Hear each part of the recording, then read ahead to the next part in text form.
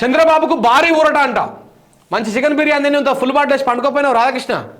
భారీ ఊరట వచ్చింది కదా, మరి సంతోషమా? మరి మన గురువు గారికి వచ్చిన తర్వాత మంచి చికెన్ బిర్యానీ, మటన్ బిర్యానీ, ఆ పంది బిర్యానీ ఏమైనా తెప్పించుకొని తిని ఇంత ఫుల్ బాటిల్ వేసి పండుకుంటే అయిపోయాయి.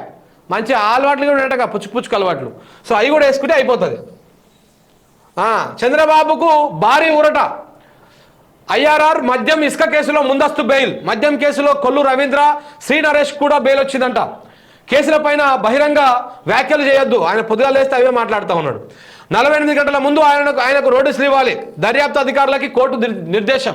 మంచిది, సంతోషం. ఆలయ ప్రారంభానికి మేము రామ్. ఆహ్వానాన్ని తిరస్కరించిన సోనియా, ఖర్గే, అధీర్. అది ఆర్ఎస్ఎస్ బీజేపీ కార్యక్రమం అని వ్యాఖ్య. రామ మందిరాన్ని రాజకీయ ప్రాజెక్టుగా మార్చారని కాంగ్రెస్ నేతల విమర్శ. అయిపోయిగా కాంగ్రెస్ పార్టీ ముందే చేతులు ఎత్తేసింది. ఇప్పుడు ఆ రామ మందిర కార్యక్రమం అది హిందువులకు సంబంధించినటువంటి కార్యక్రమం. దాంట్లో నువ్వు పోకపోతే ఇప్పుడు ఇక బీజేపీకి ఒక అస్త్రం ఇచ్చినట్టే. అంటే కాంగ్రెస్ పార్టీ అనేది హిందువుల వ్యతిరేక పార్టీ అని చెప్పేసి వాళ్ళు రేపటి నుంచి అద్భుతంగా ప్రచారం చేస్తారు. ఇక అద్భుతంగా ప్రచారం చేస్తారు. కాంగ్రెస్ పార్టీ హిందువుల వ్యతిరేక పార్టీ, అందుకే వాళ్ళు రామ మందిర ఓపెనింగ్ ప్రారంభానికి రమ్మంటే రాలేదు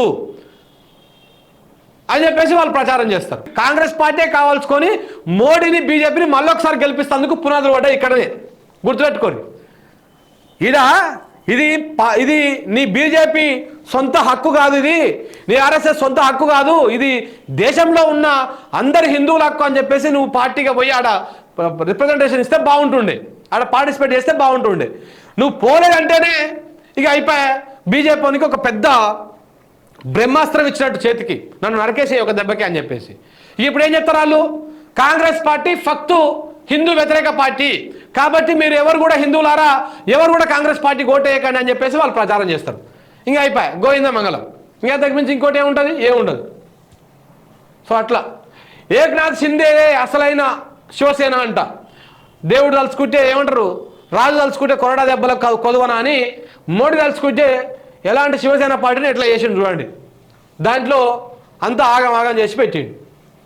ఎవడో వానికి అసలైన శివసేన పార్టీ అంట. ఇక చూడు.